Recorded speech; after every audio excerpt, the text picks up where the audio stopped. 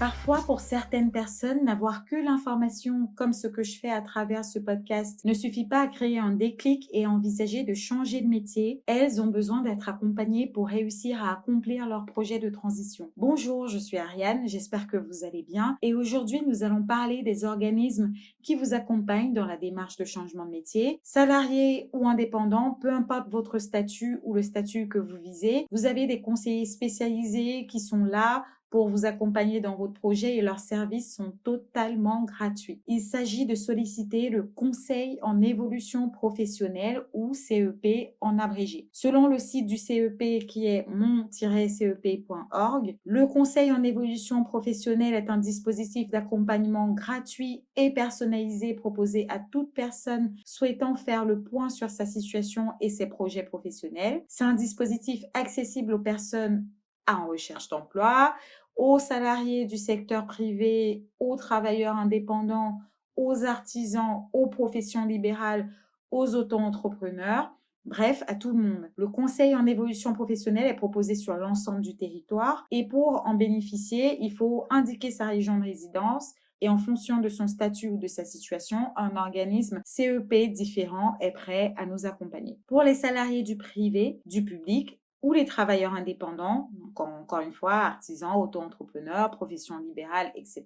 Vous allez être redirigé vers le site infocep.fr pour prendre rendez-vous avec un conseiller qui pourra vous aiguiller sur votre projet de transition. Pour les demandeurs d'emploi, c'est le conseiller Pôle emploi qui a la mission d'accompagner sur l'évolution professionnelle. Pour les cadres en activité ou en recherche d'emploi, c'est un consultant de l'APEC qui sera en charge de vous accompagner. Pour les jeunes de moins de 26 ans, l'accompagnement sera réalisé par un conseiller de l'UNML, l'Union nationale des missions locales. Et pour les personnes en situation de handicap, ce sera un conseiller Cap emploi. Donc, vous voyez que en fonction de votre statut et votre situation, vous avez des organismes habilités à faire du CEP, du Conseil en évolution professionnelle. Je vais aborder les personnes qui souhaitent créer ou reprendre une entreprise un peu plus tard, mais pour l'heure, je vais vous expliquer en quoi consiste exactement le conseil apporté par tous les organismes que je viens de citer. Les conseillers procèdent par étapes. D'abord, ils vont vous aider à identifier vos motivations, vos aspirations et vos compétences, notamment via le bilan de compétences, entre autres. Puis, vous faites le point sur ce qui vous pousse à changer de métier, quels sont vos objectifs en termes de bien-être, d'épanouissement. Il vous aide aussi à trouver des voies et des secteurs, des métiers qui correspondent à votre projet et à trouver comment financer le projet via les dispositifs de financement de formation ou d'allocation chômage après une démission par exemple, dont j'ai parlé dans les épisodes précédents. Donc vous voyez justement que c'est le même fil conducteur que j'ai pris depuis le début de ce podcast. Vous pouvez passer par ces organismes-là ou passer par des coachs en reconversion professionnelle qui utiliseront les mêmes outils abordés depuis le début du podcast et l'essentiel c'est que vous y arriviez. Donc si vous avez le besoin d'être accompagné, vous pouvez passer par le conseil en évolution professionnelle. Encore une fois, c'est gratuit et il y a une personne qui est complètement dédiée à faire un plan d'action pour vous permettre de changer de métier sereinement et tranquillement. L'autre point à avoir en tête parlant du conseil que vous apportent ces organismes est que ce seront des spécialistes en ressources humaines pour la plupart et que le plus gros de leurs accompagnements sera sur une phase en amont du projet ou pendant la transition. Mais une fois que vous vous lancez, ces conseillers vont vous aiguiller vers d'autres organismes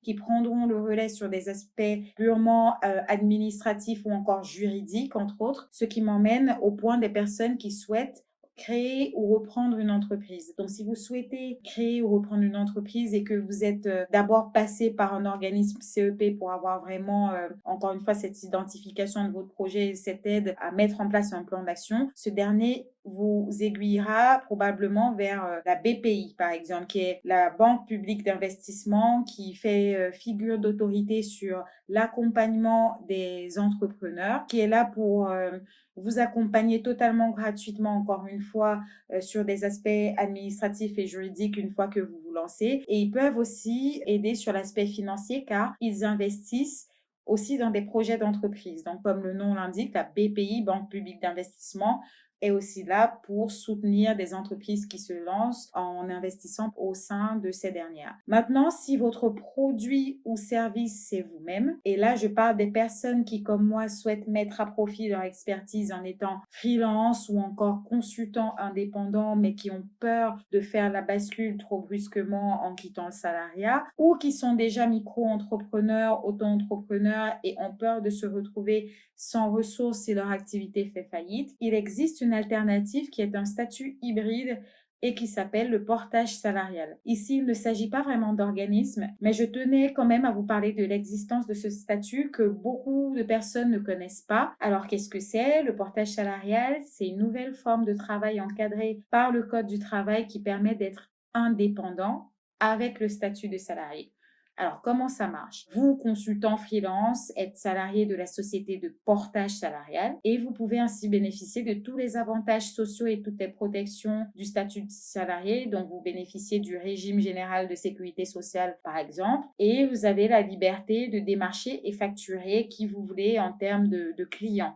La société de portage n'a pas de lien hiérarchique avec vous. Elle prendra juste une commission sur le chiffre d'affaires que vous réalisez avec vos clients et vous n'avez aucun compte à lui rendre sur comment vous gérez votre activité et votre temps de travail. En plus de ça, vous bénéficiez des conseils et d'un réseau pour vous aider à développer votre activité et toute la partie administrative est gérée par la société de portage. Donc, vous vous concentrez uniquement sur votre activité. Et si vous mettez fin à votre contrat avec la société de portage car votre activité a fait faillite, vous pouvez toucher les allocations chômage. Tout ça a l'air trop beau pour être vrai, n'est-ce pas? Mais pourtant, ça existe et en général, les retours d'expérience des salariés portés sont positifs. C'est donc un statut qui mêle la sécurité du salarié et la liberté d'un statut indépendant. Le seul point d'alerte est de s'assurer d'avoir des missions sur quelques mois ou une clientèle régulière pour vous permettre d'avoir une stabilité de revenus. Voilà ce que j'avais à partager aujourd'hui. Prenez des notes pour bien retenir le nom des organismes dont je vous ai parlé. Donc, encore une fois, en fonction